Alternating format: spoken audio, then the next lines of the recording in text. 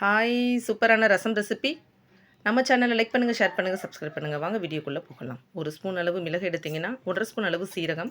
சீரகம் கொஞ்சம் அதிகமாகவே இருக்கணும். வெந்தயம், இந்த வெந்தயம் நல்ல டேஸ்ட் கொடுக்கும். 1 ஸ்பூன் அளவு மல்லி, பட்டை, மிளகாய், பூண்டு சேர்த்து நல்லா கரகரப்பாக அரைச்சிட்டு அதுக்கப்புறமா நீங்கள் கருவேப்பிலையை சேர்த்து அரைச்சிக்கோங்க. ஒரு கோழிக்குண்டு அளவு புளியை நல்லா கரைச்சிட்டு அந்த சக்கையை ரிமூவ் பண்ணணும். தக்காளி எண்ணெய் கையால் தான் பிசைய போகிறோம். அந்த ஒயிட் கலரில் இருக்கும் இல்லையா, அதை கட் பண்ணி எடுத்துகிட்டு தக்காளி சேர்த்து அதோட கொத்தமல்லியும் சேர்த்து நல்லா பிசைஞ்சுக்கோங்க. அப்போ தான் ஒரு சூப்பரான ஸ்மெல் வரும்.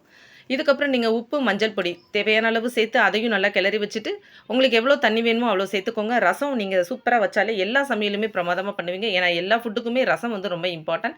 கடாயில் ஆயில் ஊற்றி கடுகு, பட்டை, மிளகாய் போட்டு கருவேப்பிலை சேர்த்துக்கோங்க.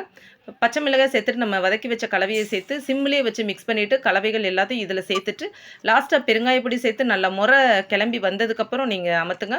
கொதிக்க விடக்கூடாது. ரசம் ரொம்ப ரொம்ப டேஸ்ட்டாக இருந்தால் சாப்பாடு ரொம்பவே நல்லாயிருக்கும். ஸோ நீங்களும் இதே மாதிரி ட்ரை பண்ணிவிட்டு உங்கள் ஃபீட்பேக் கொடுங்க. பாய்.